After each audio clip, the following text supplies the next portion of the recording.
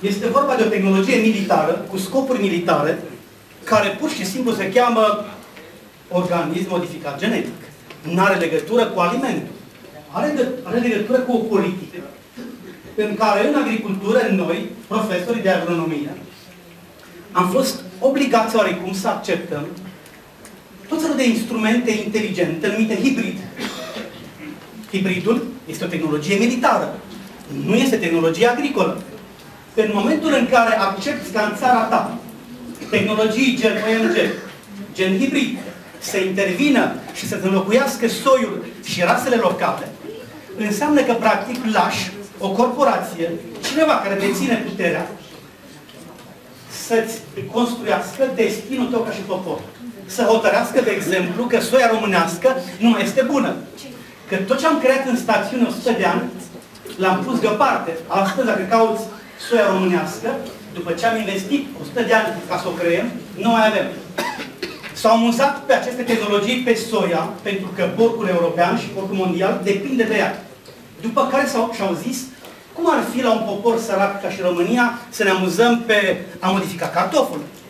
Motiv pentru care au convins niște băieți deștepți, miniștri, la un moment dat, ca la Lovrin, la stațiune, să putem să ne jucăm și să modificăm cartoful, că ăsta românesc nu mai este valoros, și să creăm un cartof mai mare, pe care vaca, porcul, animalul, când îl dai, îl refuză să-l mănânce, se cheamă test de palatabilitate, când un animal refuză să mănânce ceva. După care au zis, ce mai putea modifica în România? Ce mănâncă un popor sărac? Pe lângă cartof. Păi mănâncă fasole, că e sărac. Deci ei nu vor modifica orice specie. Se modifică acele specii care au impact pentru o națiune, pentru un popor. E un exemplu de tehnologie. 2. Hibrid. 7 tehnologii. În spatele lor se ascunde altceva. Cum spunea colega, este vorba de o negociere foarte complicată în care Europa a făcut niște gafe de neimaginat, în care a lăsat țările membre să decidă la nivel propriu ce legislație acceptă să intre în țara respectivă pe acest subiect. În momentul când lași țări corupte, cum este cazul României, Bulgaria, Ungaria, țările din Est, unde poți cumpăra un ministru cu sume simbolice de 1 milion de euro, 5 milioane de euro, simbolice pentru o corporație, este foarte grav și s-a deschis o pârtie periculoasă pentru tot ce înseamnă fermă țărănească în Europa. Dar în Europa nu mai sunt țărani, sunt agricultori, așa se cheamă acum. Ba mai nou a introdus o altă noțiune de fermieri. Ori țărani mai sunt acum prin Polonia, prin România, dar și prin jurul nostru.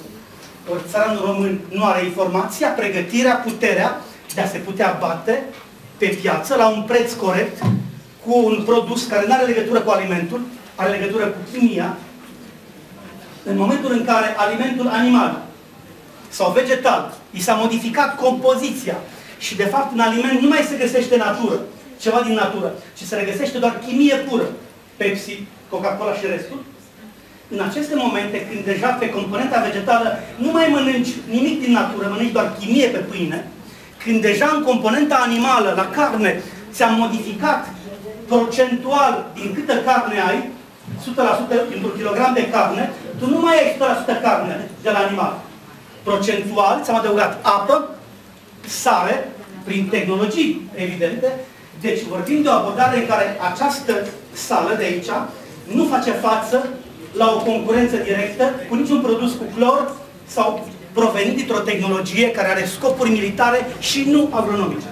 Deci chestiunea este foarte delicată, colega are dreptate, problema este una de stringență națională și va trebui intervenit pe această componentă.